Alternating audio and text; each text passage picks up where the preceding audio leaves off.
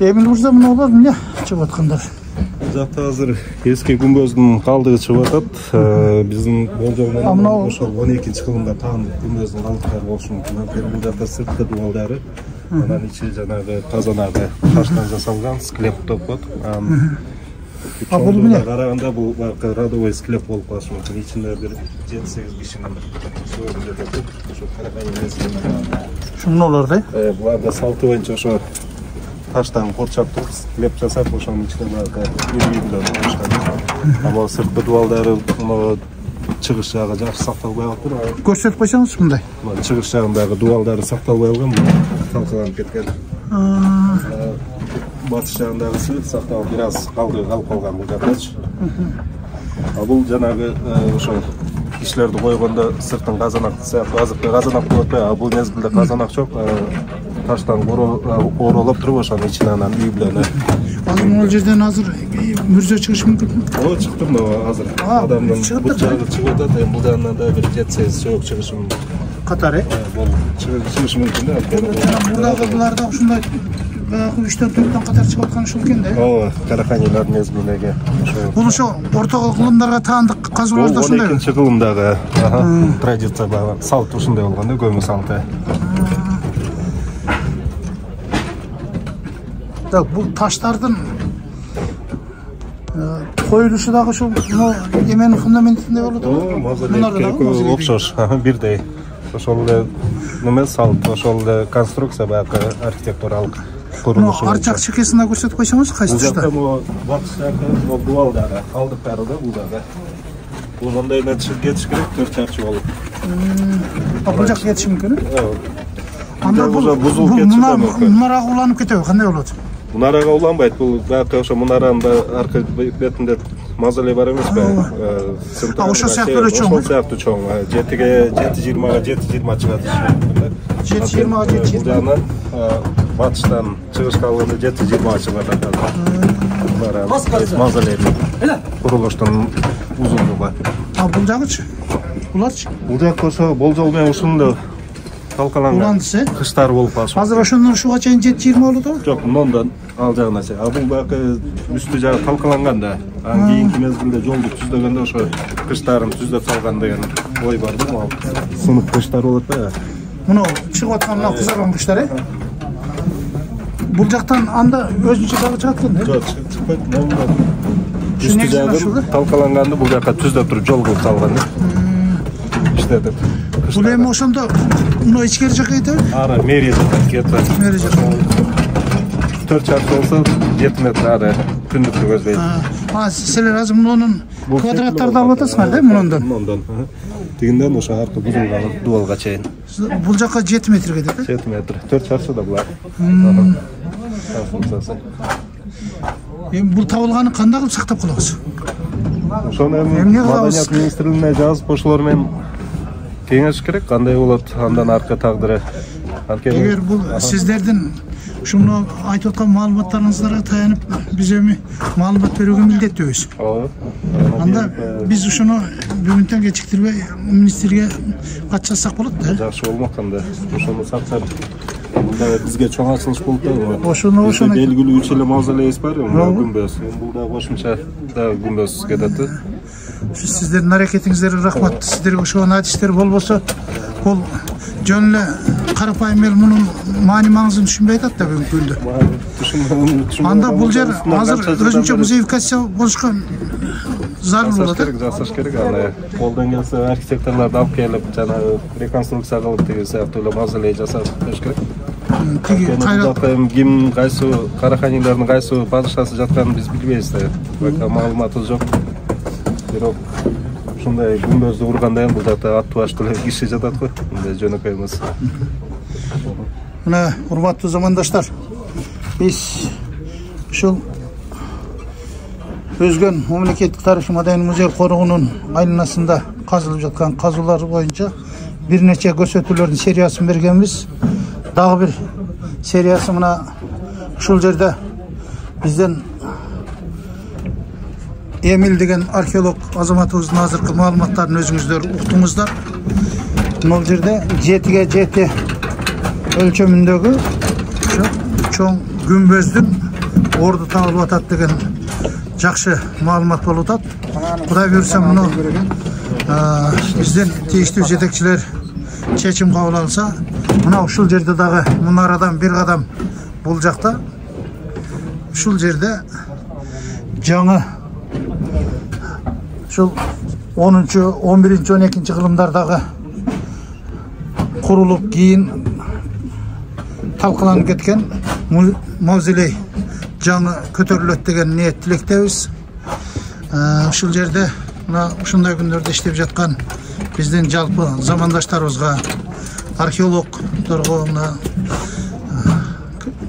археолог эжебиз Бакыт Элтиндейни, Аманбаева жетекчилик кылган Эмил Султанов, Жакып мырза, Аскат мырза, Айбек мырза деген Санкт-Петербургтан келип иштеп өзүнүн пешине терин төгүп кеткен Асан мырза сыяктуу бардык ушул жерде биз археолог эр азаматтарга, биз эжеге башкалар барына ыраазычылык билдиребиз. Жакып мырза, сиз мына Казакстандан келип иштеп атасыз ушул жерде. Казакстанда мындай табылгаларга кандай маани берет? Казакстанда көбүнесе не кылганда, мындай бул каланын ичинде мындай нелер жок да, бизде калалар. Барлыгы сыртында коршалып коюп койгон. Каланын ичинде Тараз каласында гана болгон, оны да азыр базардын ордун бузуп, Таразда, Түркистанда мындайлар аябай көп чыгып атпайбы? Аябай көп чыгып атат, бирок онун барлыгы өзү археологический орундары бөлек коршалып коюп койгондар, алынып койгон. Жаңагыдай музей эсебинде, жаңа Кожа Ахмет Жесебидің айналасындагыларда өзүндүк үй салдырмай ойгон. Жаңагыдай строительство жүргүздүрмөй коршап коюп койгон да, коршап коюп койгон. Адистер кийин аныктап тарыхты ордуна коюш үчүн, тарыхый орундардын баардыгы. Эмил мырза, биз ушуну сактап калуу үчүн эмне аракеттерди жасашыбыз керек? Эми ал министрликке билдирүү, башка маселелер жардам керек го дейм. Анткени азыр эле Таразда айтып атат. Таразда илгери чоң зеленый рынок деп жашыл базар болгон. Ал бийлик тарабынан мисалы үчүн кийлигишип туруп, ошол жакта азыр сонун музей кылып жасап койгон. Бизден да ошондой бир неме болсо, все-таки туризм бул келечектин, экономиканын келечеги да. Алтын кендерге көп ишин бербейт, ушу туризм жагынан да өнүк турса жакшы болмок да. Чоң рахмат.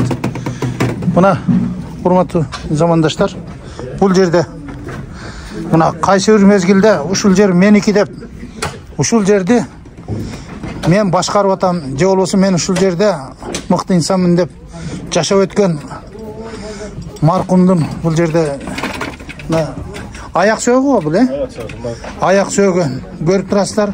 Бул ичкери карап дагы мазар ичкериге уланат экен.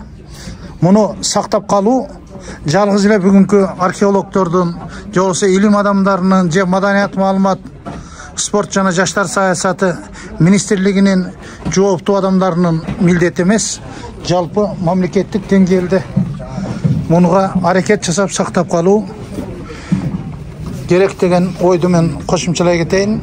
Муну биздин ушул өкмөт башчыларыбыз, мамлекет башчыларыбыз жете турган өтө чоң бир тарыхый табылга болду десек жаңылышпайт экенбиз. Анткени муну биздин ушул жерде казуу иштеринде жасап жаткан, буга чейин далай жерлердин казуу иштерине катышкан илимпоздор, археологтор муну жоопкерчилигин алып, өздөрү бул жерди сактап калуу боюнча сунуштарын берип жатышат.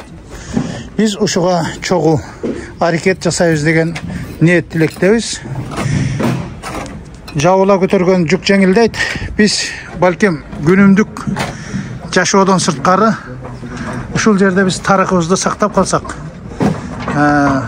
биздин өзгө мамлекеттик тарыхый маданий музей коргоо, же болбосо өзгөн шаарыбыздагы Самарканд сыяктуу эле баалуу жерге айланат деген ойду мен кошумчалай кетейин.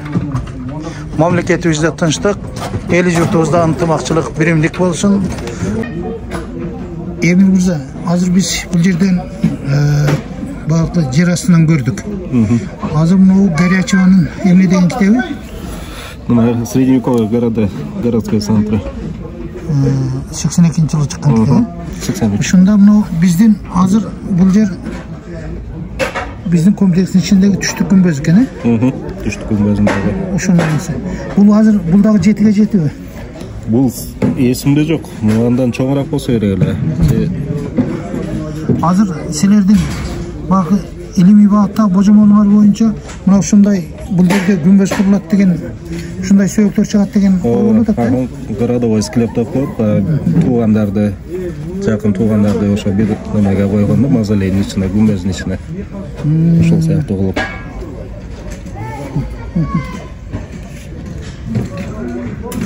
Себеби бул элге түшүнүктүү болуш үчүн мына китепти биз атайын көргөзүп жатабыз. Бул жердеги азыр ошо турган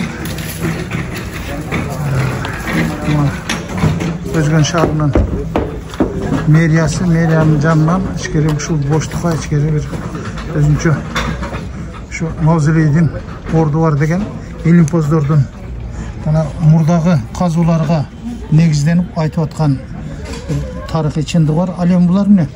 Булар ортоңку мавзолейден чыккан, тоже бул да ортоңку мавзолейдик. Ар бир отдельный конструкция менен чыккан да бул жактачы. Ортоңку мавзолей жана ким падышалардыкы деп айтылат, ошондуктан тигилердики өзүнчө курулган, өзүнчө южный менен северный жакта. Бул жерде ошондо 8 сөйөктүн орду турат же 4-2? Среднийден 12, жалпысынан 12дей чыккан. 12. Северныйдан азыр 1, 2, 3, 4, 5, 6, 7, 8, 9'ун бериптир планга. Планга 9 келген, Даже 12 деп назарда жалпысынан берип атат.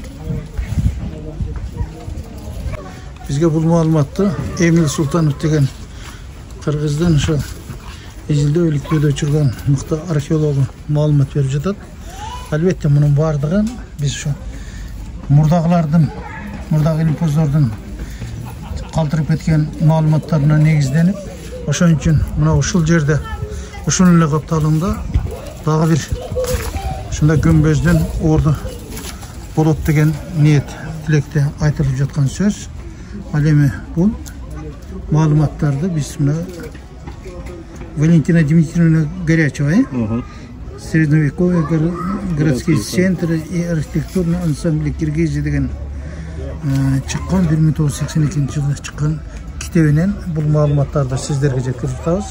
Ал эми мына бизден 5 кадам арада ошол азыр жаңы чыгып жаткан күнбөздүн орду.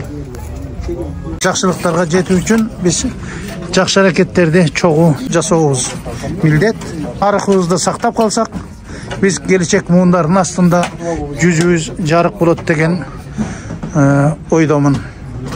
Бардыгыңыздарга жакшылык тілейм.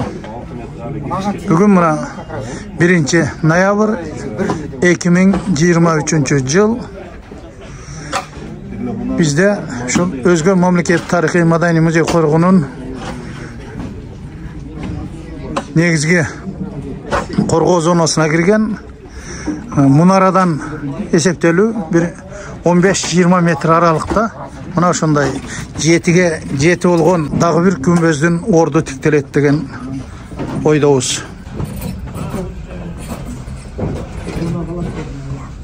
Мына курматтуу замандаштар, биз сыртынан археолог деп эле жалпы атап койгонубуз менен биздин ошол жер астындагы көнөдөн бүгүнкү күнгө чейинки маалыматтарды элге жеткирип ошону тастап жүргөн археолог торубуз. Ошентип ар бир таштын жер астында жаткан ар бир баалуу буюмдун айланасын ошентип тазалап иретке салып, анан анага илимий аныктамаларды берип, ошону элге жеткирүүгө аракет жасайт.